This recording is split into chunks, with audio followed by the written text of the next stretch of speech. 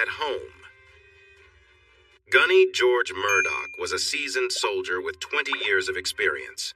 He had many scars on his body, including a noticeable one running from his left eye to his mouth, a reminder of an explosion 2 years prior.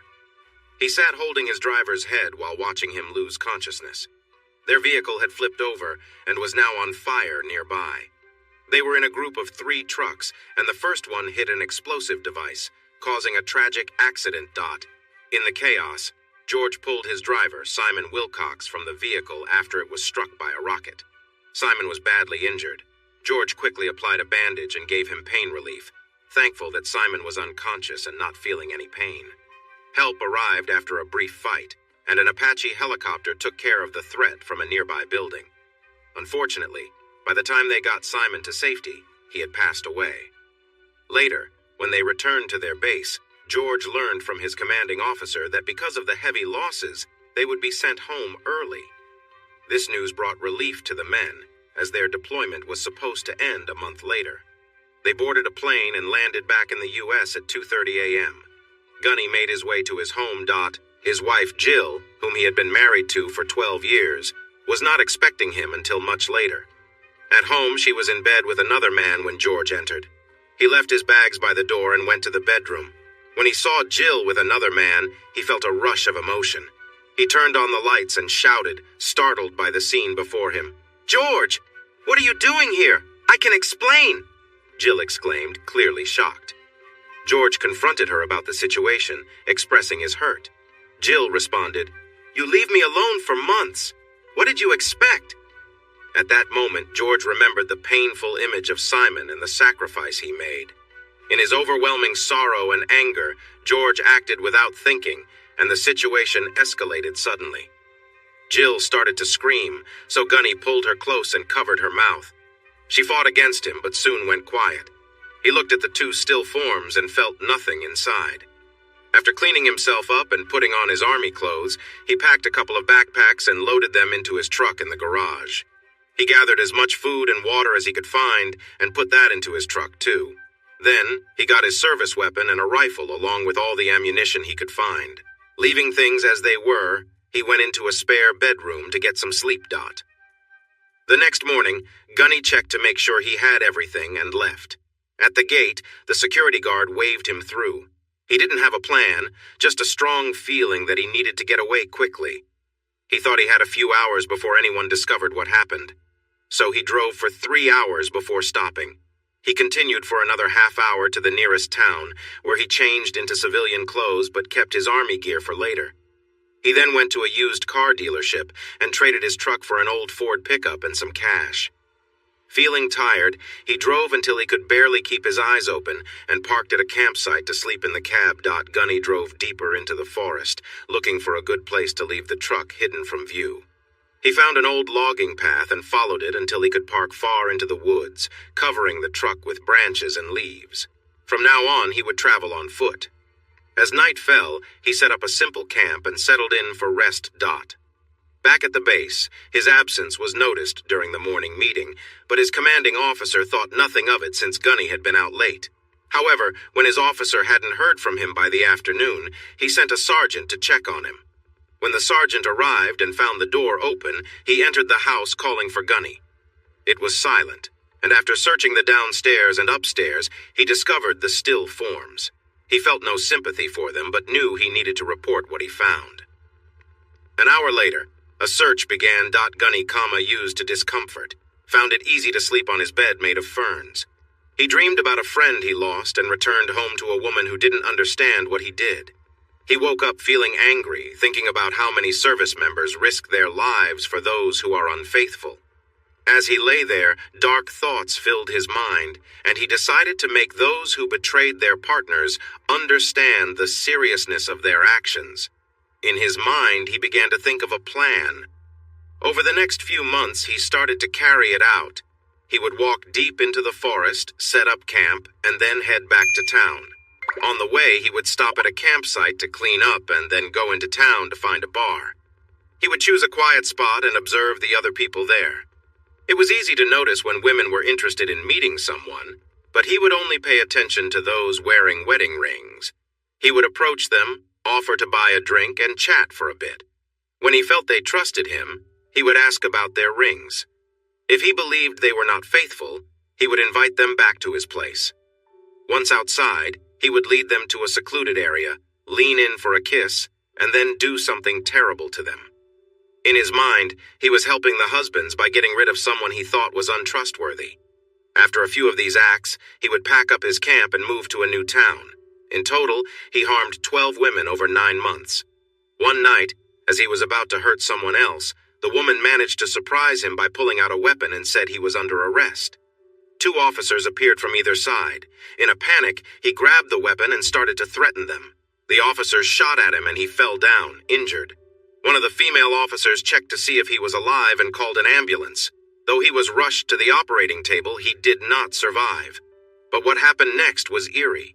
A dark presence seemed to rise from his body and linger in the corner of the room, aware of its past self but confused about its surroundings. It remained there for several days, waiting. 3 months earlier, in the same town. Timothy West was sitting at his desk at Johnson Engineering, where he led the engineering department. His job was to make sure any problems with their products were handled quickly, whether at the factory or on dash site. He had sent Carl Johnson, the owner's nephew, to fix an issue in Penton, a 6-hour drive away. Carl and his team of 2 mechanics had been working there for 3 days and were on their way back after resolving the problem. The company made compactors ranging from small home versions to large machines that crushed cars. When one broke down, it quickly affected productivity, so fast and reliable service was essential. This specific machine had failed just 2 weeks earlier, and Carl had assured them it was fixed, only for it to break down again 10 days later.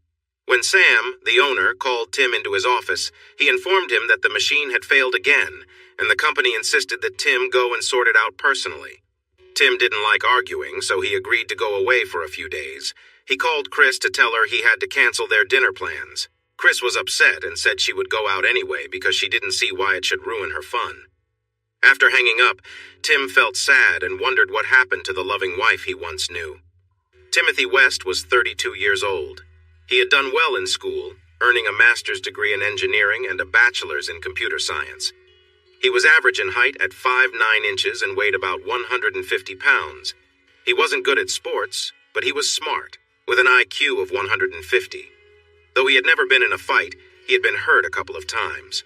Tim stayed fit by going to the gym twice a week and was considered good-looking by many women. His true passion was his wife, Christine, and fixing up old cars that insurance companies thought were too damaged to repair. Christine, his wife of 9 years, was also 32. She had a nursing degree and worked at the local hospital 3 days a week. She was 5'4" inches and weighed 110 pounds, with a figure that turned heads and a smile that brightened any room. He hadn't seen that smile in a long time. Christine enjoyed looking nice, working out every day, and spending money. Most of it came from Tim, as she kept most of her earnings in her own account. Tim paid for everything: her car, maintenance, fuel, rent on their big house, and all the household bills. He also contributed to a joint account that she used for shared expenses. They got married right after college and started in a small apartment, hoping to save money for a home. Chris wanted to keep their finances separate and often avoided talking about her income, insisting they have one joint account where she never added any money. When they announced their engagement, Christine's parents pulled Tim aside for a serious talk. He thought it would be a warning to treat their daughter well, but it was more than that. They cautioned him that he was marrying a self-centered woman who might take advantage of him. They noted that she could spend money quickly and that her mother thought she was very messy. Despite the warnings, Tim went ahead and married her, quickly realizing that her parents were right. She often spent all the money by the middle of the month and complained about being broke. She left her things everywhere, and Tim found himself constantly putting away her clothes and cleaning up after her. Her car was a mess, with receipts strewn on the floor for Tim to tidy up every week. On the bright side, they had a strong, intimate connection, and they would often share special moments almost every night, with longer times together on the weekends. Tim really wanted to have kids, but Chris wanted to wait, so they waited 2 years to start their family. Tim had a job as a supervisor at Johnson Engineering and was earning a decent salary with added bonuses. He decided to save some money in a private account because he knew Chris would spend it. He hoped to keep it for their future children's education and didn't tell Chris about it. Before Chris would agree to start a family, she wanted a bigger house. They didn't have much savings because of her club memberships, car payments, and social activities. So they decided to rent.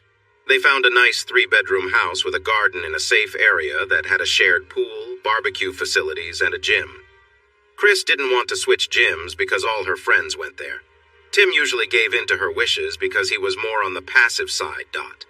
At work, he was called Little Tim by many of his co-workers who did not take him seriously. They saw him as someone easy to push around. He rarely argued or stood up for himself. Chris stopped taking birth control, and they tried for a year to start a family but were unsuccessful. Tim went to the doctor for tests and found out his sperm count was normal, so it wasn't him. Chris chose to see a different doctor, and when she came home, she was very upset and said she couldn't have children. Tim comforted her as best as he could, but she became more withdrawn. This affected their intimacy, which dropped from almost every night to once a week or even less.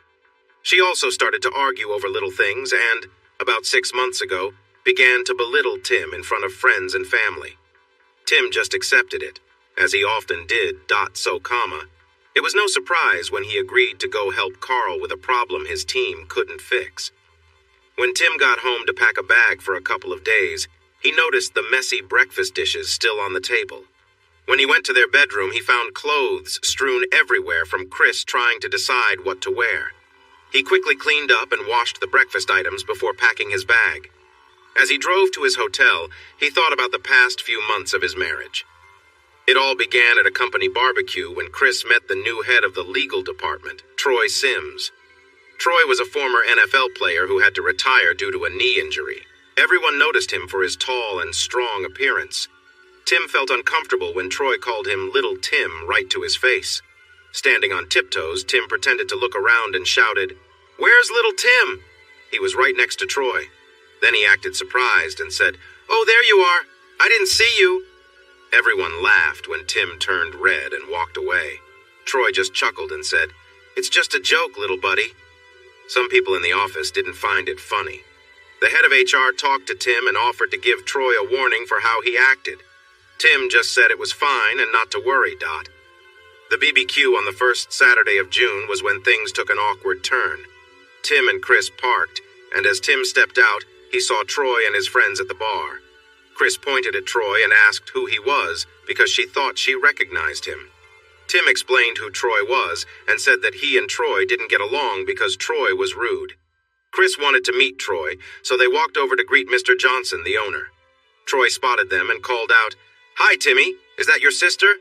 She's too pretty to be your wife. Ask her if she'd like to go out with me someday." There was a moment of shocked silence, and then Troy added, "Just kidding. No offense, pal." His friends laughed, but what upset Tim the most was that Chris giggled too. He felt his face get hot as he walked over to introduce Chris to his boss. Samuel told Tim not to worry about Troy and that he'd talk to him later. Sam's wife, May, apologized for Troy's behavior and said he was just a typical jock. Tim was uneasy about getting drinks since Troy and his friends were right next to the bar, likely ready to embarrass him. Luckily, Chad Foster, the head of HR, noticed what happened and brought over some drinks. He stayed for a bit, complimenting Tim on his work and what he brought to the company. Tim then asked Chris if she wanted some food, so they headed to the hog roast trailer. The line was long, so it took a bit of time. When Tim looked back for Chris, she was missing. He thought she might have gone to the restroom, but after a while he started to worry. May came over and asked if something was wrong. When Tim shared his worry about Chris, one of the wives at their table mentioned she saw her walk away with Troy and pointed in that direction. Feeling anxious, Tim hurried to find them, followed by May.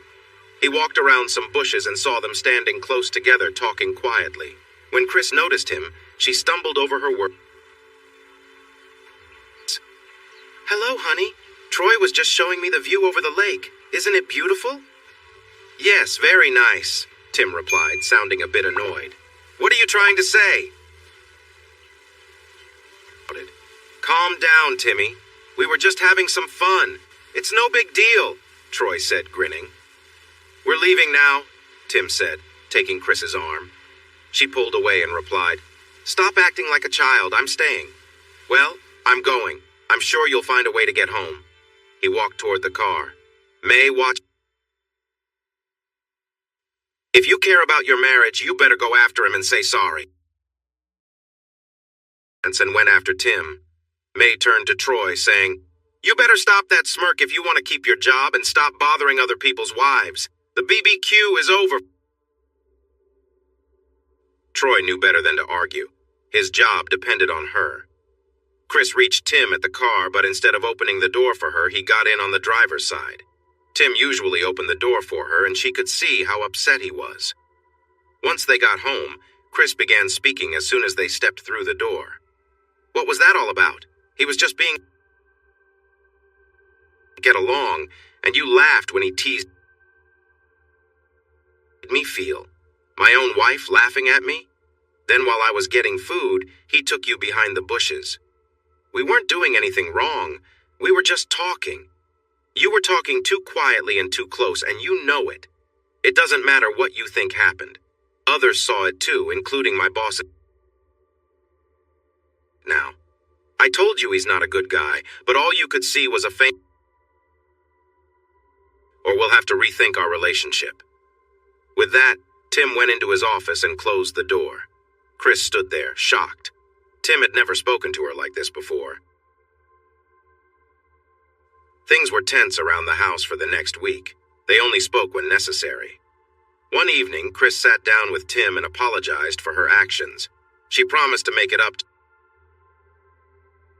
Felt new, and they eventually fell asleep in each other's arms. Tim woke up first and went to start breakfast. While cooking, he reflected on the events of the night before. Although things had been good between them, Tim felt there was something important missing that they used to share. He went to work thinking about it. He wanted to surprise Chris by taking her out for lunch. He told his assistant Tina, a caring woman who often reminded him of his mom, that he might be late returning from lunch. When he arrived at the hospital, he asked the staff at the front desk to page Chris. A nurse informed him that she had already gone to lunch with her husband. Tim asked what he looked like, already guessing the answer. The nurse described him, and his heart sank. It was Troy, someone he didn't trust. Tim thought he knew where they were and decided to check. When he got to the diner, he peeked through the window. They were sitting across from each other, talking like old friends. He quietly took a couple of photos, but was relieved to see they weren't too close, so he left without a word. Later that evening, after changing his clothes, he asked Chris about her day. "Oh, just the usual hospital stuff, nothing special." He mentioned he wanted to surprise her for lunch, and she looked uneasy as she replied, "Sorry, I got called away." He nodded, saying, "It's okay. I went out with some friends instead. Let me know next time." The evening continued on as normal, with no affection exchanged. The next day, Tim waited across from the diner to see if Chris would arrive, and sure enough, she was there with Troy again. He followed them back to the hospital and felt disturbed when she kissed Troy on the cheek to say goodbye. He managed to take a few more photos. That evening. After dinner, he asked her about her day, receiving the same usual response. When he inquired about lunch, she looked guilty and repeated her story about eating with friends. He stared at her and said, "That's twice you've been untruthful in 2 days. What else are you hiding?" "I'm not lying to you," she replied. "That's 3 times now. Want to make it 4? "I don't know what you mean, and I don't like being called a liar. I'm going to bed. You can sleep on the couch. Good night." "Sit down," he said firmly, surprising himself as he had never spoken to her like that before. "I saw you with Troy both yesterday and today." "I'm sorry, it was nothing. We just had lunch," she insisted. "So you didn't hold hands and kiss?" "No, of course not." "Then who are these 2 people holding hands while walking back, and who is this kissing Troy outside?" He slid the photos across the table, and her face fell as she looked at them, and she began to cry. "Nothing happened, I promise. It was just a kiss between friends. There was nothing romantic about it." "Now you see why I warned you about Troy. He is trying to create distance between us, and it seems to be working. Why are you even hanging out with him?" "He just stopped by to apologize about the barbecue. He said he was sorry if it caused any problems. He was just being friendly." And the second time? He said he was passing by and thought we could have lunch together, so I said yes. I'm sorry I didn't tell you the truth before. I thought you would misunderstand and get upset like last time. You frightened me. I've never seen you so angry. That's because my wife has never spent time with another man before. Well, I'm not asking you. I'm telling you not to see Troy anymore, or there will be problems. You can't tell me who to be friends with. That's my choice. You don't control me. I will see whoever I want. Then she went to bed and locked the door. The next morning was one of her days off. I usually woke up early to make breakfast and bring it to her on a tray. But this morning I used the guest bathroom for a shower, grabbed fresh clothes from the ironing pile, and left for work. I stopped at Wendy's for breakfast on my way. When I arrived at work, I saw Troy by the coffee machine with some of his friends. As I walked by, he smirked and called out, "How about lunch, Timmy? My usual lunch date is busy today. Want to join?" They all laughed, and one of them even made silly gestures with his hands. I was furious that Chris had put me in this situation, so I called her to tell her what had happened. She just laughed and said they were just joking and not to take it seriously. I sat in my office trying to think and decided that I needed to make an effort to win my wife back from Troy, so I made a reservation at her favorite restaurant for that evening. I called her and told her to be ready by 8. That day also had me driving to fix a machine that should have already been done by Carl Johnson.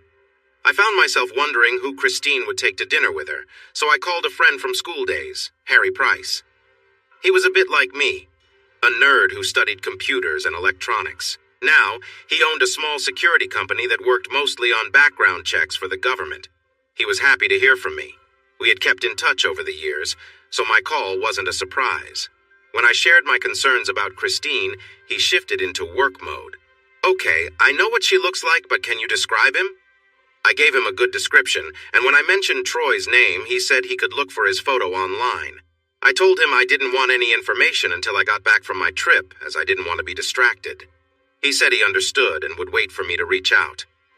Things took a turn for the worse when I was about 20 miles out of town on the highway. A truck had a flat tire, swerved, and hit my car, causing me to go off the road and roll down a hill, ending upside down in a ditch. I felt as if I was floating above the operating table. Doctors and nurses surrounded a person lying there, trying to help him. They had already tried a few times to get him back, and this was their last chance. "Clear!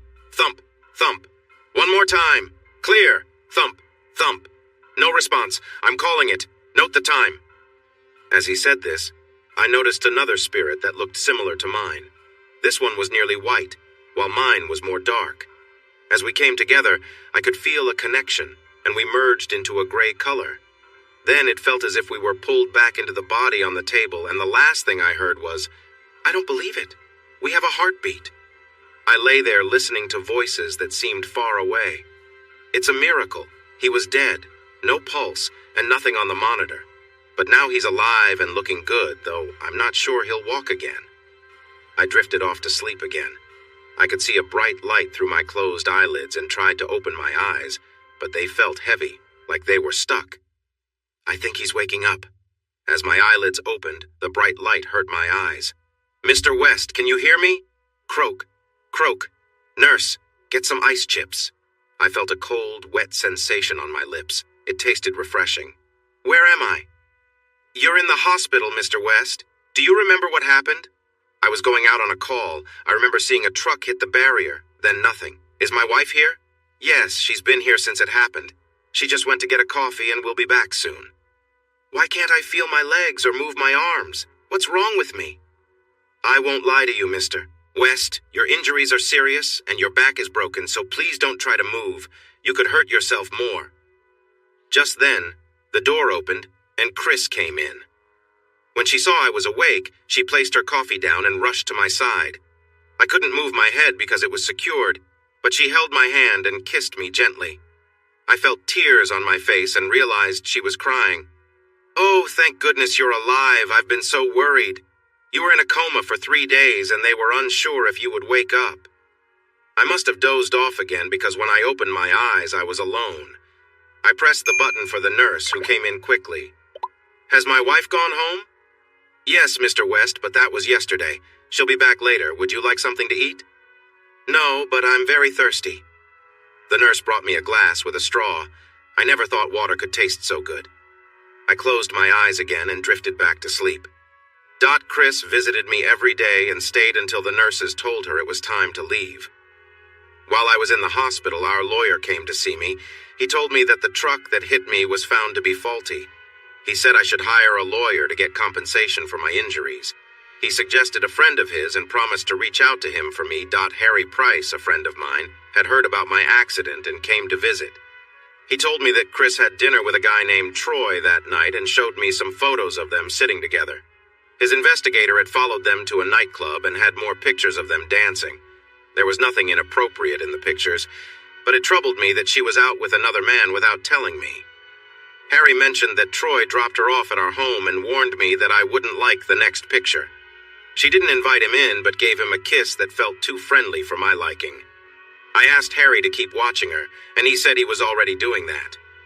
He then told me she had lunch with Troy every day since, and had gone out dancing twice more. Each time, the goodbyes included longer kisses. I handed him my house keys and asked if he could set up cameras in our home.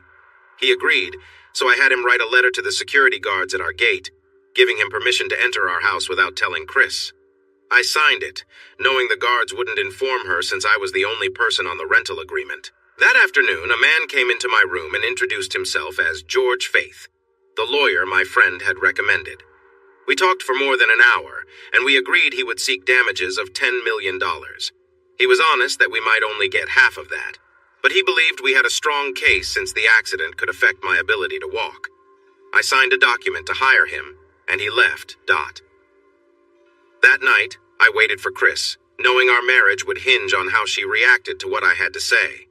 At 6 p.m., she came into my room, right when visiting hours started. We chatted about my condition for a while, then I decided to bring up the important topic. Chris, that night of my accident, you said you were just going out. Did you? No, I didn't feel like it.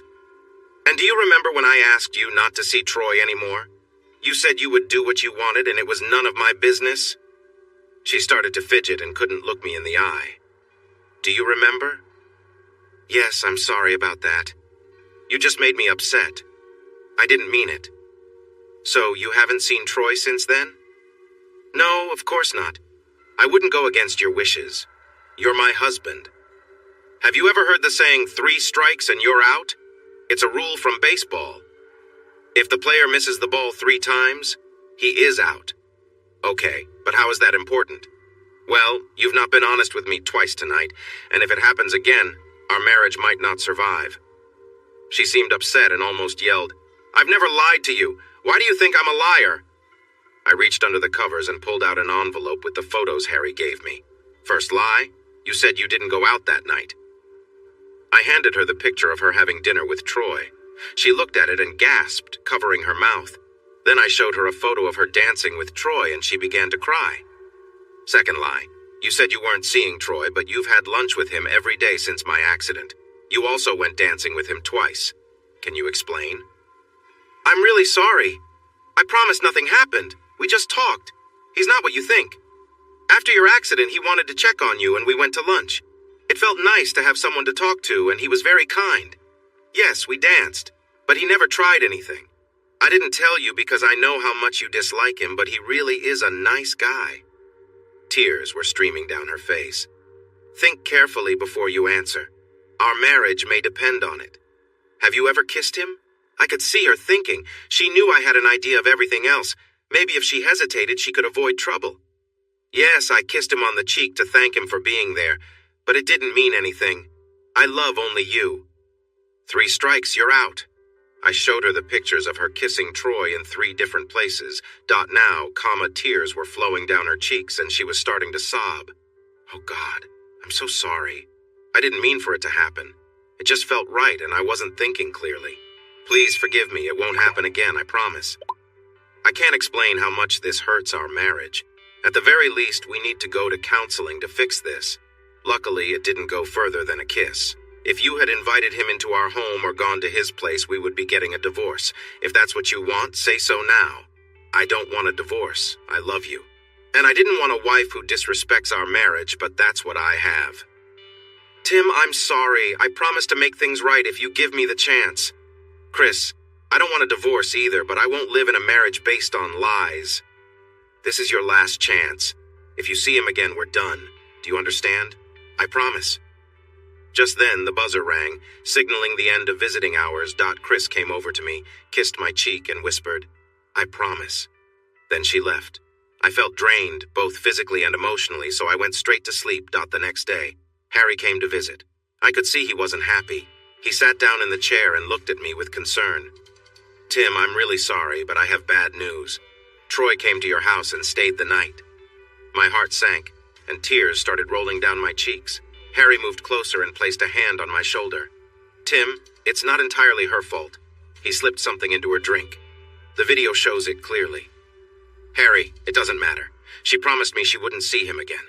She put herself in a bad situation, so it's her fault too. Do you have proof of what she did?" "Yes, but do you want to see it? It might be hard to watch." "Not right now, but can you make me a couple of copies? Today is one of her work days, so she won't be home until 6. I need you to do something for me." I gave him a list of tasks, and he assured me he could finish everything before she got home. My phone had broken in the crash, so I asked Harry to get me a new one and transfer my data. I also asked him to pick up a pay-as-you-go SIM card. I borrowed his phone to call my lawyer and ask for a recommendation for a good divorce attorney. He promised to get back to me. Harry left to complete my requests, and I cried for the loss of my wife and my marriage. Christine. Leaving the hospital, I felt terrible. I hurt my husband and damaged our marriage. I went straight home, determined to fix things. I called Troy, telling him I couldn't see him anymore since Tim found out and threatened to leave me. He insisted on coming over to talk, and I caved. I think I secretly wanted to see him again. When he knocked on the door and I opened it, he stepped inside right away. After I closed the door, he took me into his arms and kissed me deeply. I tried to push him away at first, but then I found myself giving in. I knew it was wrong, but I couldn't stop. We kissed for a long time before he pulled back and said he was starting to fall in love with me. I was shocked and sat down to collect my thoughts. Troy went into the kitchen and returned with 2 glasses of wine. I said I needed a moment, so I went to the bathroom to gather my thoughts. I needed to let Troy down gently. I loved my husband, not him. As we sat sipping wine, Troy explained that he had been in love with me since the first time he saw me at the barbecue. I tried to brush him off, but I could see how much he cared, and my resolve started to waver. I went to take a sip from my glass and realized it was empty, so I filled both glasses. Troy was crying, telling me how much he cared for me. I sat next to him and wrapped my arm around him to comfort him. A little while later, he looked at me and leaned in for a kiss. I knew I probably shouldn't, but I kissed him back. The kiss led to us touching each other, and things heated up. Troy was feeling adventurous, and we got caught up in the moment. I started to notice how excited we both were. Then he leaned back, and I could see he wanted more, so I moved closer. The moment felt intense, and we both experienced a rush of feelings together. Troy stood up, took my hand, and led me to the bedroom. We quickly got comfortable together and fell asleep afterward. When I woke in the morning, memories of the night flooded back, but strangely I felt eager for more. I gently woke Troy, and we shared a tender moment together. As the morning went on, I couldn't stop thinking about the previous night, feeling both nervous and excited. I had to meet with Tim later that evening and wondered how that would go, but I tried to push those thoughts away. When I called Troy for lunch, he had an appointment, but promised to see me tonight. That left me alone for a while. When I got home, I noticed Tim's truck was missing. Looking around, it hit me that many of his things were gone. His favorite chair was missing from the living room, and the office was empty. It was strange and unsettling. The pictures on the wall were all gone except for the ones of us, which were on the floor, broken. I hurried upstairs to our bedroom, where I found the sheets a mess, and realized what had happened.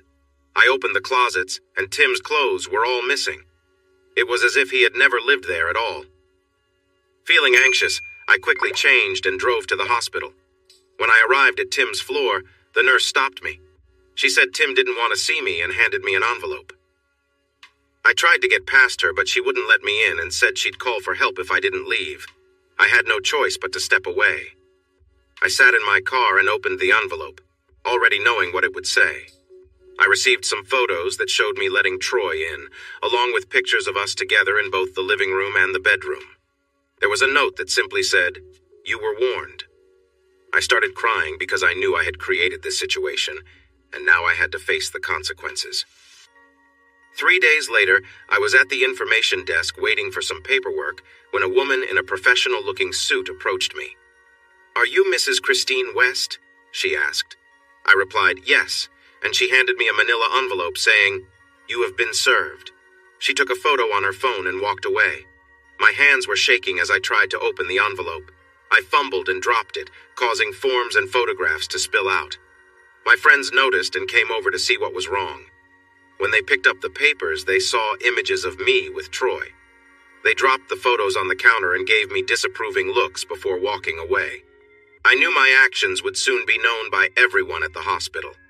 One of the papers was a divorce petition for infidelity, along with a restraining order that kept me from getting near Tim or his home and workplace. I thought things couldn't get any worse. Then, when I got home, I found a letter telling me I had 1 week to move out because Tim had canceled the lease. While I was feeling sorry for myself, my phone rang. It was Troy saying he had been served with a suit for interfering in Tim and my relationship and wanted to know where Tim was. I told him Tim was still in the hospital, but wouldn't be allowed visitors. I asked if he was free for lunch the next day, but he came up with an excuse and avoided it. When I asked if he would come over that night, he said he was busy and hung up. I sat there realizing Tim was right. Troy had come between us, and now I was the one trying to win Troy's affection. I cried for the loss of both my husband and my relationship with Troy. My troubles didn't end there. On my way to work, I tried to pay for gas with our joint card, but it was declined. I used my personal card, which worked, and I knew I needed to check on this later. When I attempted to call Tim, I learned his number was no longer in service. I planned to email him when I got home. The day dragged on, and by the end of my shift, I was relieved. Not only had I not seen Troy, but my friends and colleagues were also keeping their distance from me. The next day, I reached out to the bank and discovered that Tim had taken half of our savings and canceled my card. I arranged to get a new card sent to me. My next call was to the letting agent about the lease. After some back and forth, I was allowed to take over the lease from Tim, but the rent would be higher. I also needed to set up the utilities again since Tim had canceled those too. I realized I would have to be careful with my money moving forward. In the weeks that followed, I saw Troy once or twice each week. But the warmth we once shared was gone, replaced by a partner who was demanding. I wish I could say I was surprised, but honestly, I liked the way he treated me. Unlike Tim, who was gentle and caring, Troy only seemed to care about his own enjoyment. I felt like a toy in his hands, moved around however he wanted. I realized he was very confident, and Tim just couldn't match that. After 3 months, I still hadn't heard from Tim, only his lawyer. I had to hire my own lawyer, and interestingly, Troy helped pay for it. Harry came back to see me and said everything was taken care of and stored away in a facility on the other side of town. He also gave me a new phone with a new SIM. I sent my new number to everyone I trusted, making sure it didn't fall into Chris's hands. Unexpectedly, May, my boss's wife, walked in. "Hi, Tim, how are you?" "Thanks for coming. I'm doing okay, but it could be better." "Tim, I know you've hired a lawyer for your case against the trucking company, and you have our full support. You do realize you can also make a claim against us since you were on company business during your accident. Right now you are receiving full pay and your job is safe. If your lawyer files a claim against us, we will offer a good settlement. We need to go through this process for our insurance, but it won't affect your job." "I really appreciate your help, and I'll mention this to my lawyer," I said. Just then, my lawyer walked in with a short woman in her 50s, whom he introduced as Carol Cobb. May's eyes widened in curiosity. "I'm sorry for the lack of introductions. Mrs. Johnson, this is my lawyer for the case, George Faith, and I hope to have my divorce lawyer, Carol Cobb, as well." May looked at me, raising her eyebrows in question. "I'm sorry, May. I wanted to tell you that I'm going to divorce my wife for being unfaithful." She just looked at me and said, "Who?" "Troy Sims, of course." May nodded and sat down, showing she wasn't leaving. George caught my eye and continued speaking. He went to the hall to bring in 2 more chairs for Carol and himself. George updated me on how my claim was progressing.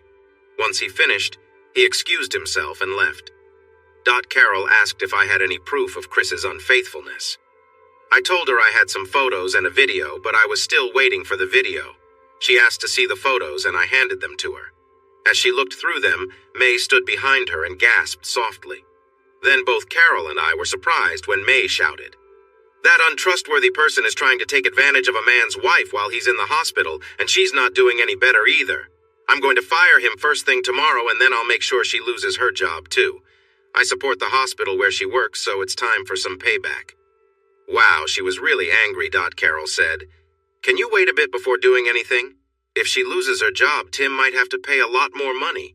But if she works and can take care of herself, he might not have to pay anything at all.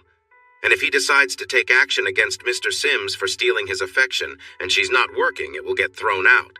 It may lead to nothing serious, but it could embarrass him.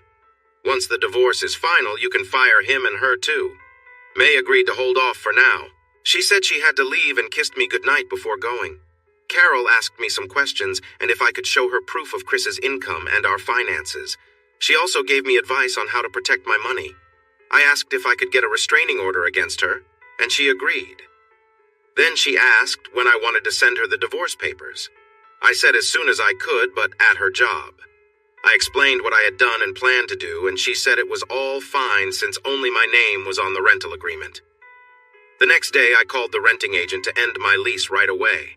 I also asked if there were any ground floor apartments available nearby. He told me he had one in a secure area, just 2 miles from where I lived now. He wanted to know why I was leaving, so I shared a short version of my story, and he agreed to give Chris an eviction notice the next day. I paid the deposit and the first month's rent. Next, I needed to handle my finances. I called the bank to pay off my credit cards and closed the joint account, but they said I had to do that in person. So, I just paid off the cards and canceled them. Then I opened a new account just for myself. I called Carol to tell her about the joint account situation, and she advised me to empty it except for $1, which I did. Later that day, the doctor came to see me, and after some scans and x-rays, he said the swelling had decreased and he was ready to operate. The surgery was scheduled for the following Monday. When Tim woke up on Tuesday, he was surprised to see May sitting in a chair with a magazine. He tried to talk, but his voice was very weak. May heard him and called a nurse, who brought him some ice chips to suck on. After he had some, he asked May why she was there, and she said that since he had no one else, she thought she would be there for him. When he tried to laugh, his back hurt so much that he nearly fainted. He thought he could feel something in his feet, but he couldn't move them yet. He looked down and saw that his body was covered in a cast from his neck to his hips. He was on a special bed that tilted, allowing him to eat regular food instead of the baby food he had been getting. He was grateful to May for being by his side and felt emotional when he realized he had no one else. Slowly, he fell back to sleep and dreamt of being in a desert, feeling confused and overwhelmed. He woke up sweating, unsure of where he was. The nurse entered the room when she noticed his heart rate had gone up.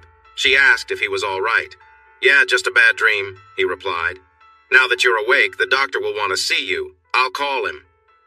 She left the room, and soon the doctor came in. "Mr. West, the operation went better than we thought. Your spine had already aligned, and there was only a little swelling. To be honest, I've never seen anything like it. I just fitted a plate to help your back heal. If you keep improving like this, you should fully recover. I suggest you go to one of our rehabilitation centers. How does that sound?" "Sounds good to me. When can I leave?" "You could go tomorrow if you want. I'll arrange an ambulance for you." The next day, he was taken to a small clinic 50 miles away to learn to walk again.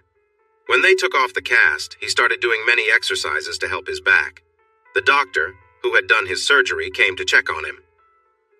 "Mr. West, you're quite the surprise. When you were brought in, you weighed 125 pounds.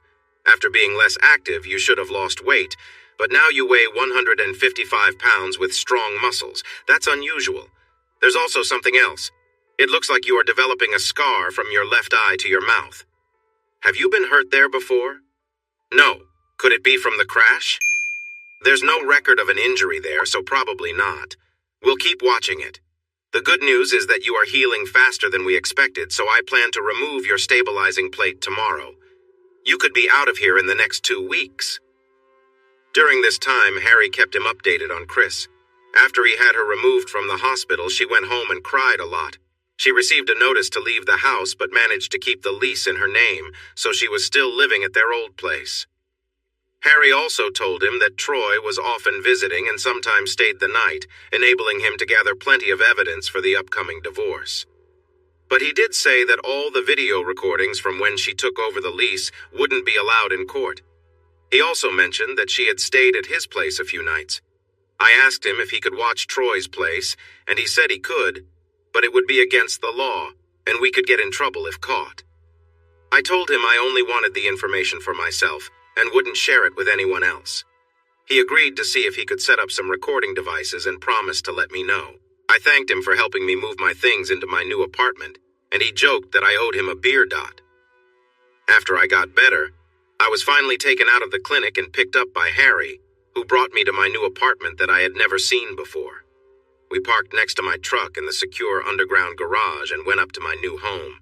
As soon as I walked in, I was met with a loud shout of surprise. Some of my co-workers were there, led by May, who hugged me tightly and whispered, "Welcome home." There were also a few people I didn't know, but I later found out they were part of a welcome committee from my apartment building. I noticed a nice-looking redhead and thought I'd like to get to know her. May and Harry had finished setting up the apartment for me. It had everything I needed. My computer was set up and a new TV was on the wall. I was so happy that I started to cry and hugged everyone. I had thought I was alone, but I was actually surrounded by friends. The next day, I made an appointment to see my claims attorney in the afternoon. He told me that the truck company offered me $3 million, but he believed he could get at least $5 million if I waited. I agreed to that. He also told me that May had talked to him after he filed a claim against Johnson's.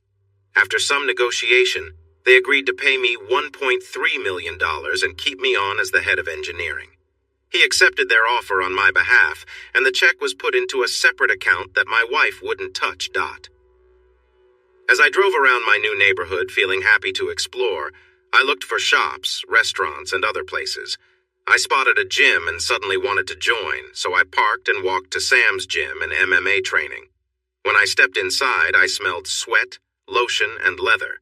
It was an old-style gym with free weights, a boxing ring, and several leather punching bags. There was also a large area for sparring. While I was standing there, a man came over to me after leaving the sparring section. "Can I help you?" he asked. "Yeah, I'm thinking about joining a gym to get stronger. I've been sick lately and need to get in shape," I replied. "Sure, we can definitely help with that. Come into the office and we'll talk." That was how I started my journey into MMA. I trained hard for 3 months. I ran, lifted weights, swam, and practiced different martial arts. By the end, I had built my body into strong muscles, weighing 180 pounds. I felt confident in the ring. I had a plan and told my friend Sam about it. He thought it would be funny and wanted to help. We talked over a drink, and at one point he said, "All right, Tim, now that we're friends, tell me the truth. Were you in Special Forces?" I promised him. "Sam, I swear on my mother's memory, I've never been in the military. Honestly, before coming to your gym, I had never been in a fight." "Well, Tim, from the first time I saw you, it was clear you had talent. Your fighting skills seem like those of someone who has trained their whole life. You must have been really tough in a past life." Going back to when I first moved in, I joined a gym and decided to run to and from it as part of my training. One evening as I was coming home, I saw a young girl, about 8 or 9 years old, sitting outside an apartment down the hall. I remembered a girl with red hair from my party and thought this could be her sister. I walked over to her and asked if she was okay because she looked a bit worried. She said she had come home from school, but her mother wasn't there as she usually was. I didn't know what to do, but I couldn't just leave her alone. It wouldn't be right to ask her to come into my apartment by herself. I didn't know many people in the building except the security guard. I knocked on a few doors, but no one answered. I asked her if she had a phone to call her mother, and she said she had tried to call and left a message. I suggested she come with me to talk to the security guard downstairs, and she agreed. When I explained the situation to the guard, he said they had a plan for this and called the police. When they arrived, we all went to my apartment to talk. That's when I learned her name was Amanda, and her mother's name was Lindy. I offered Amanda some milk and cookies, which helped her relax a bit. During our conversation, she told me that she and her mom lived alone, but her mom was always home when she got back from school. The police officer tried to contact social services for help, but they said no one would be available for several hours. They then asked to speak with Amanda. They wanted to know if she had a babysitter, where she lived, and if she knew her babysitter's phone number. The babysitter lived one floor up, so we decided to visit her. She agreed to take care of Amanda until we could find her mother. I brought the police officer back to my apartment. He began by checking with Amanda's mother's workplace. She worked as an accountant for a small engineering company. They confirmed she left work at her usual time to get home to Amanda. The police officer then asked if they could see if her car was still in the parking lot, but it wasn't there. They told him the make and model of the car, but they didn't know the license plate number. He quickly found the plate information and issued an alert for it. Next, he called the hospitals and found out that a woman matching Lindy's description had been found unconscious in an alley. The officer there thought it was a robbery that had gone wrong. There was no sign of her car, and no personal belongings were found. We went to the babysitter's house and explained what had happened. She agreed to keep Amanda overnight. The officer said he planned to go to the hospital, and I asked if I could go with him after I changed my clothes. He seemed a bit annoyed, but said it was fine. When we arrived at the hospital, they took us to her room. I noticed it was a ward with 6 beds. I asked why she didn't have a private room. They said they didn't know if she had insurance, so they put her in a public ward. I went to the front desk and requested to speak with the administrator. When she arrived, I asked her to move Lindy to a private room with all the care she needed. I offered to sign any paperwork to take responsibility for the costs. Their attitude changed right away and things started to move quickly. The police officer looked at me in surprise. "How well do you know this woman?" he asked. "Actually, not very well," I replied. "But she's my neighbor and I want to help her." A doctor came in to talk to us now that we were in a private area. He explained that Lindy had received a blow to the head and might not wake up for several hours or even days. The officer took some notes and said he was leaving. He asked if I wanted a ride, but I said I would stay for a while, so he left. I went to the gift shop, bought a couple of magazines, and settled into a rather uncomfortable chair for the night. The next morning, the doctor came in to check her charts. He lifted her eyelids and looked at her pupils with a flashlight. Just as he was leaving, she moaned, and he quickly returned to check her vital signs. While he was doing this, she opened her eyes. "Where am I?" she asked. "You're in the hospital. Do you remember what happened?" "Yes, 2 men dragged me out of my car and one of them hit me. I can't remember anything after that." "You're in good hands. We'll let the police know you're awake, so expect a visit." "I can't stay here. My daughter will be worried sick." I stood up. "She's okay. The babysitter is looking after her." "Who are you?" "I feel like I know you." "You welcomed me when I moved into my apartment. I'm your neighbor, remember?" "But how did you—" "Shh, just rest. I'll bring Amanda to see you tonight. Is there anything you want me to bring?" She gave me a list, and I left. When I got back to my apartment, I took a quick shower, changed my clothes, and then went to the babysitter's to pick up Amanda. I told her that her mother was okay, but in the hospital. Amanda had a lot of questions, but I didn't have many answers. The sitter had a spare key to Lindy's apartment, so we went there, and Amanda filled a bag with the things on Lindy's list. Amanda had taken the day off from school for a family emergency, so there were no issues. She wanted to change her clothes, so I went back to my apartment to wait. When she came to get me, she looked so sweet, just like a 9-year-old can. She had even tied her hair back the way her mom liked it. Since it was still early to visit Lindy, I took Amanda to McDonald's for a little dinner. She seemed really happy about that. Afterward, we took our milkshakes to the park, fed the ducks, and chatted. I learned that Lindy was divorced and that her ex-husband had left the country. No one knew where he was, and he hadn't reached out to either Lindy or Amanda. He also hadn't paid any support for their family. I was surprised by how much I could learn from a 9-year-old while we enjoyed our milkshakes. When we arrived at the hospital, Lindy was sitting up and reading one of the magazines I had brought. Her face lit up when she saw Amanda, and they hugged for a full minute. Lindy told Amanda that she had an accident but was recovering well. They kept Lindy in the hospital for a week while she healed. I picked her up on Friday morning and took her home, but she still needed to rest for at least 2 more weeks. She didn't want to go to bed, so I insisted she relax on the couch. I went to the kitchen to make some coffee, and when I came back, she was gently snoring. Amanda was due back home in about 2 hours, so I started preparing a meal for them. When Amanda came running in, she shouted, "I'm home!" She quickly noticed her mom was asleep. Lindy didn't wake up, so Amanda came over to me and gave me a hug. There's something special about a child's hug that made me feel emotional. She looked up at me and said, "Thank you for taking care of us. I really like you, and I think my mommy does too." I finished making dinner, which was macaroni and cheese, salad, and ice cream for dessert. Amanda woke Lindy with a soft kiss and said, "Dinner is ready." Lindy smiled at me and said, "Thank you. You didn't have to do all this, but I really appreciate it." I served dinner on 2 plates and started to leave, but they insisted I join them. After dinner, I helped Amanda with her homework, and after watching her favorite movie, it was time for her to go to bed. Lindy started to get up, but Amanda said she wanted me to put her to bed and read her a story. I looked at Lindy and she nodded in agreement. I told Amanda to get into her pajamas and let me know when she was ready. I went to her room and opened the door carefully.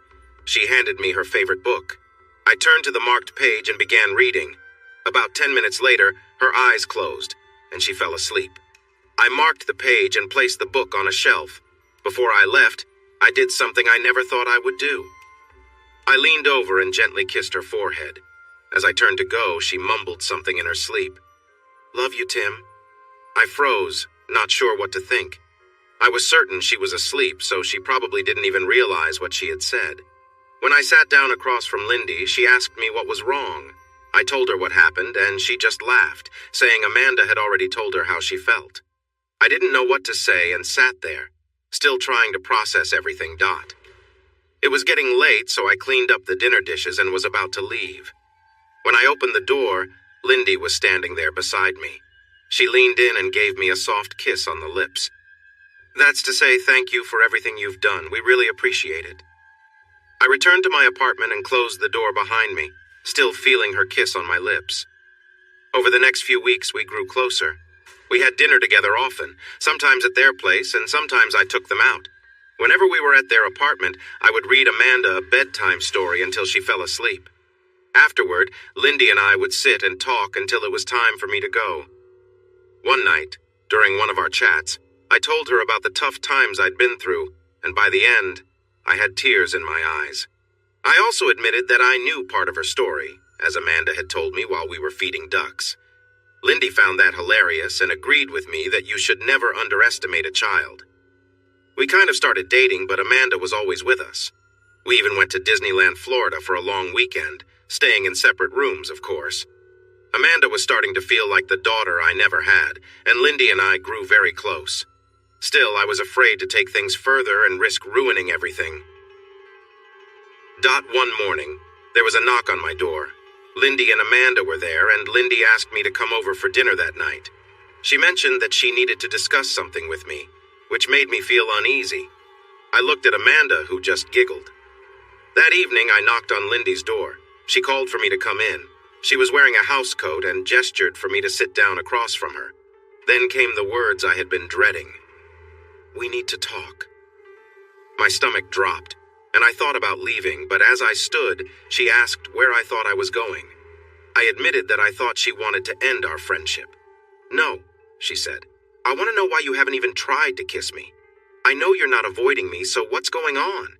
I blurted out. "No, it's not that at all. You're everything I could ever want. I just didn't want to make you uncomfortable or push you away." She smiled and said, "I'm glad to hear that." Tim felt his heart race as he stood in the room with Lindy. She smiled softly and took his hand, leading him to the bedroom.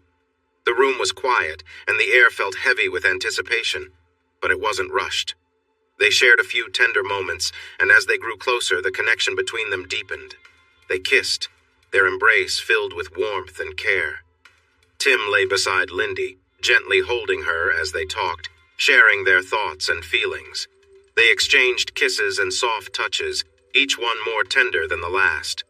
The night passed with a sense of closeness and understanding, their bond growing stronger.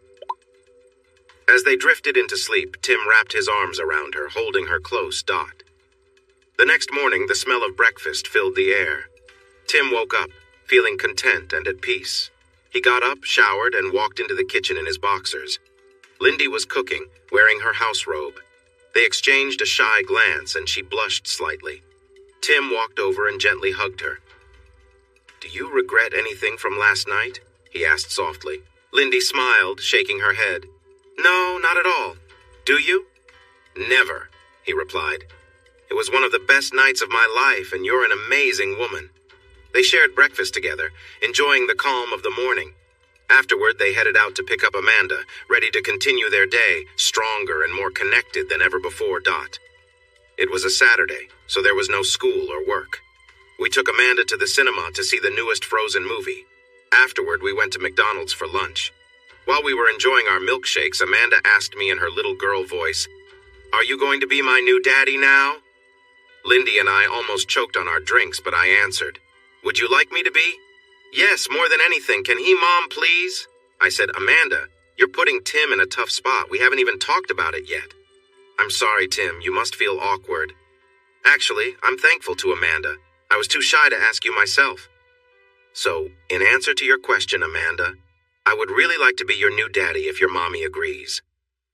We both looked at Lindy, who seemed emotional but nodded and squeezed my hand. "Yes, yes, and yes," she replied.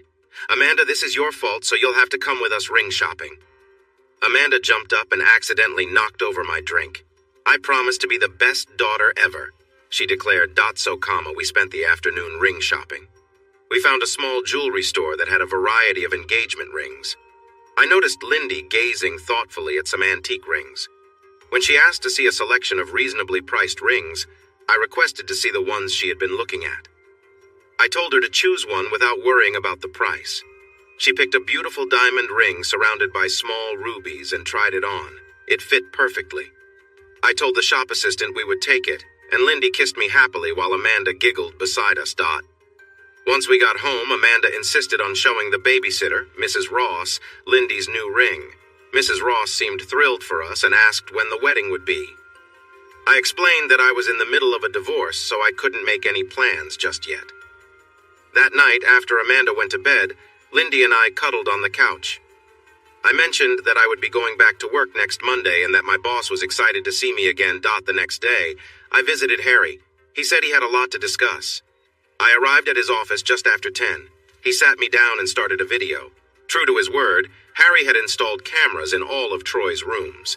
He mentioned he had hours of footage, but that wasn't the main topic. As the video started, I noticed Chris wasn't in it.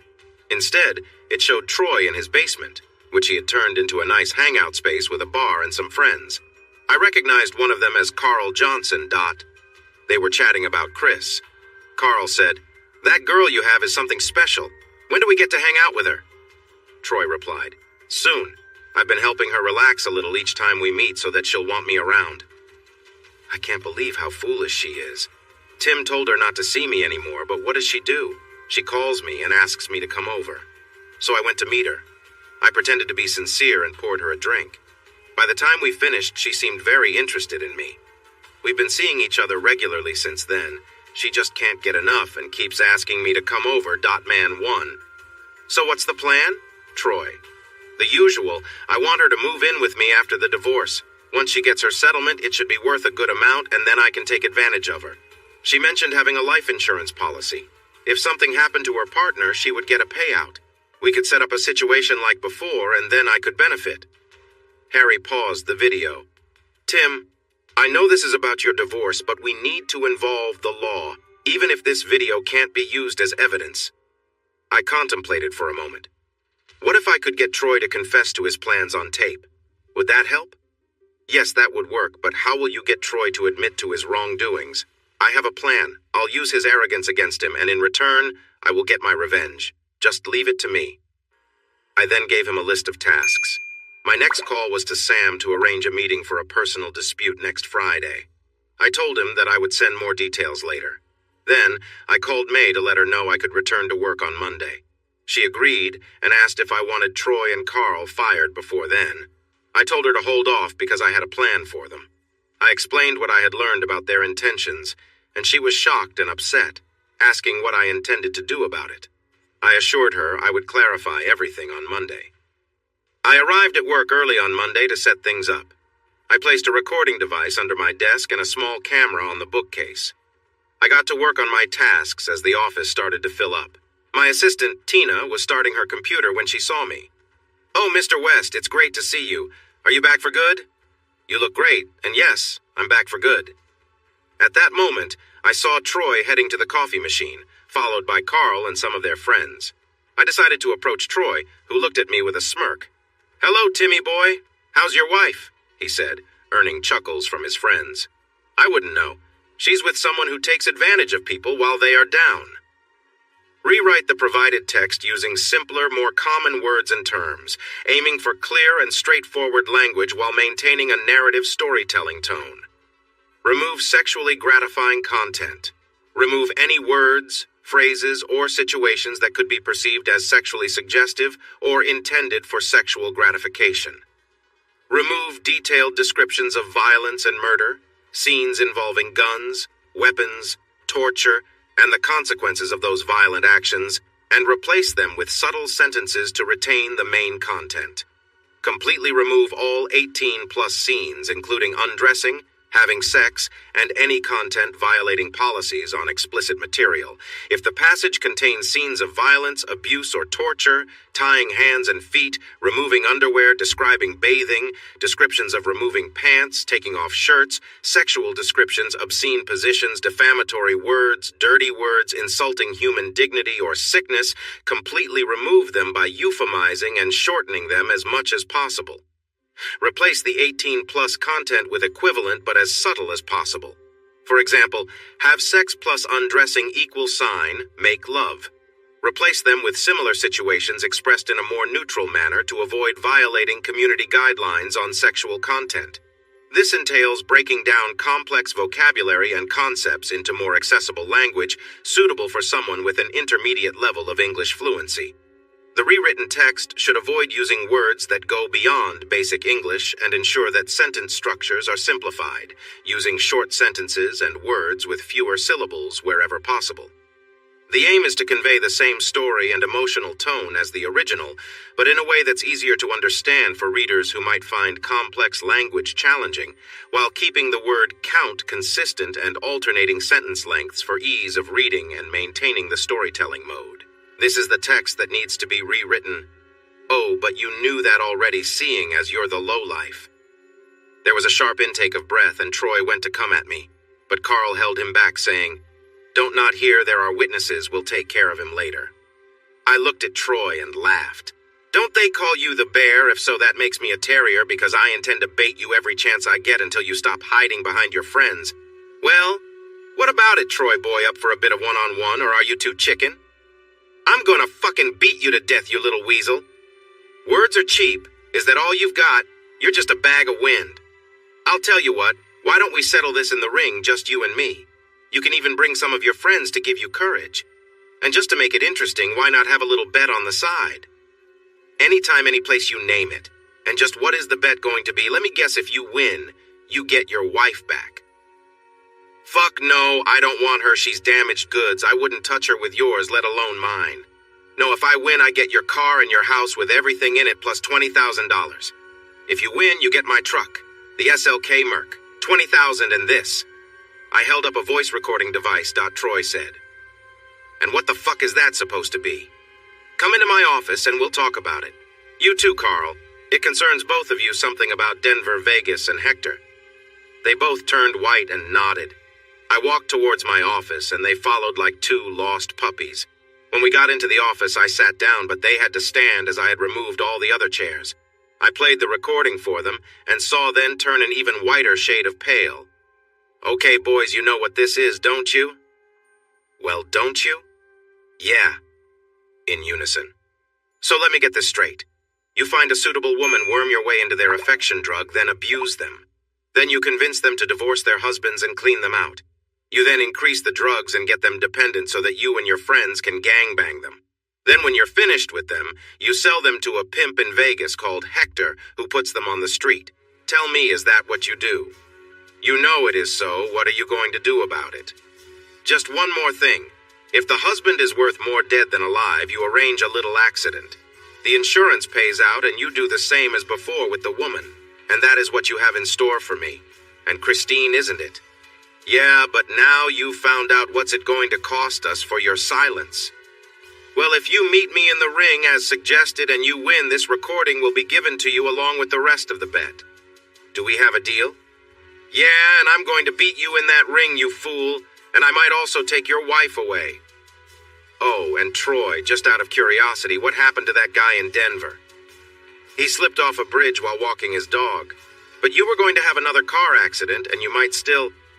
Now that we understand each other, you two can get back to work. Please, leave. I turned off the recording devices and shared the details with Harry. Then I took out the flyers I had made earlier, inviting everyone to the fight and showing the address. I called my lawyer Georg to help with the terms of our bet. On the night of the fight, my lawyer and Troy's lawyer would get our signatures, and each would keep the other's client's deeds and a check for $20,000 for their opponent. Friday evening came, and I waited for Troy to step out of the dressing rooms. I was already in the ring, sitting in my corner, wearing a robe with the hood up. Troy emerged in a similar robe, lifting his hands like he was already a winner. He climbed into the ring, did a few fancy moves, and threw some jabs into the air. He tossed his robe to Chris, who caught it with a smile. I felt a brief sting of sadness. Rising, I tossed my robe to Lindy, who had insisted on coming to watch. I noticed Christine's expression change, and a look of anger crossed her face. We faced each other, like a bear and a small dog. I wore tight shorts that ended above my knee, fighting boots and gloves. Troy had on traditional boxing shorts and boots along with his gloves. I had just gotten a short haircut, and with my scar, some said I looked tough. Without my robe, my muscles were visible, and some of my co-workers pointed them out. Even Chris was watching me closely, and some of Troy's supporters appeared nervous about their choice. The referee stepped into the ring. There will be no rounds. The fight continues until one fighter can no longer go on. It will stop only if someone is knocked out. There are 2 rules: no biting and no gouging eyes. Other than that, anything goes. He called us to the center of the ring and checked our gloves. Return to your corners and come out fighting when the bell rings. Ding, ding! We moved towards each other, circling around. Troy made a quick jab, which I dodged easily. I smiled and asked, "Is that all you've got?" That really made him mad. He swung wide at me, and if it had hit, it would have been over for me. I was ready and ducked as he came at me. Then I stood up and pushed his elbow, making him lose his balance. I kicked his legs out from under him, and he fell hard on his side. I walked to the other side of the ring and, using my best cartoon voice, joked, "Did the big bad bear fall down? That's too bad." The crowd was either quiet or whispering to each other. Troy got up, looking very angry, which was just what I wanted. He stopped pretending to box and shouted, "I'm going to get you!" He then charged at me like he wanted to grab me. I stood still with my arms up so he couldn't catch me easily. He wrapped his arms around me and lifted me off the ground, yelling, "Now you're done!" I quickly clapped my hands over his ears with all my strength. He let me go and stepped back, holding his head. I stepped in and hit his ribs a few times, then hit him in the chest. He dropped to his knees, still holding his head. I grabbed his wrist and twisted his arm behind his back. He cried out in pain. I pushed him down and put my foot on his back. I held onto his wrist and asked, "Do you give up?" When he didn't answer, I made it worse for him, and he finally said, "You win, no more." I asked one last thing. "Who's the strongest now?" He replied, "You are, please." I let him go, and when I looked over at Chris, she was sitting in her chair crying. My side of the ring was cheering, and Lindy smiled at me, giving me a thumbs up. I climbed out of the ring and walked over to 2 men in dark suits. "He's all yours, gentlemen." They both laughed, and one said, "Yeah, we'll take him to the hospital." Troy couldn't move and had to be carried to the ambulance. Carl tried to leave but was stopped by a couple of police officers who handcuffed him and took him away. Next comma. I went to my attorney, who had seen the whole thing. He was busy collecting our bet. Troy's attorney didn't seem too upset about giving up the papers for Troy's car and house. My attorney handed me the keys, and I gave the house keys to a locksmith waiting to change the locks. Sam came over, shaking my hand. "That was amazing. You took down Goliath in front of everyone. People will remember this for a long time. I might even sell the video." Then Lindy came over to congratulate me with a hug. May approached next, and I introduced her to Lindy, saying, "This is my future wife." May invited us to dinner soon and then left. As people began to drift away, many came over to pat me on the back. Even some of Troy's crowd apologized for how he treated me. The next day, I received a text from Chris asking if I could meet her at our old house. I replied that I would go, but I would bring Lindy with me. We arrived at the agreed time and went inside. Here's how the conversation went. Chris was sitting at the dining room table and looked very upset. "I asked you to come here to say I'm sorry and to explain my actions." "You don't need to explain. You made a mistake and now you have to face the consequences." "It's not just that. When you gave me the divorce papers, I showed them to Troy. He said he wanted to marry me after the divorce, but now he has been arrested. I have nowhere to stay. I can't keep this house anymore. I only held on to it to remind me of you, but you've moved on. Before you continue, you need to hear this. I recorded something shortly after you received the papers." I played her the recording of Troy and his friends talking about her situation. When it ended, Chris suddenly ran to the kitchen and grabbed a knife. Before we could stop her, she harmed herself. I quickly took the knife away and wrapped her wrist in a towel to stop the bleeding. Lindy called 911, and we held a very upset Chris until the ambulance came. I went with her, with Lindy following behind. When we got there, I asked for her to have a private room and gave the nurse my insurance information. After surgery, Chris was still unconscious, and the doctor asked if I was her husband. I explained we were getting a divorce, and he said they wanted to keep her for observation. I called Chris's mother to tell her what happened. She said she would come as soon as she could. I stayed with Chris until her mother arrived and told her everything. She said Chris was making poor choices, but did not deserve to suffer like this. I agreed and said I would help with all her medical bills. She thanked me, and I left. A couple of weeks later, while I was back at work, Chris's mom called to say Chris had tried to take too many sleeping pills. She had been hiding them at the hospital but was caught by a nurse. She was moved to a psychiatric hospital near her mother where she would receive therapy. I thanked her for letting me know and ended the call. Epilogue. Troy was found guilty of serious crimes and received 3 life sentences to serve consecutively. He would spend his life in prison. Carl received the same sentence. Their 3 friends were each sentenced to 25 years to life for their involvement in the crimes.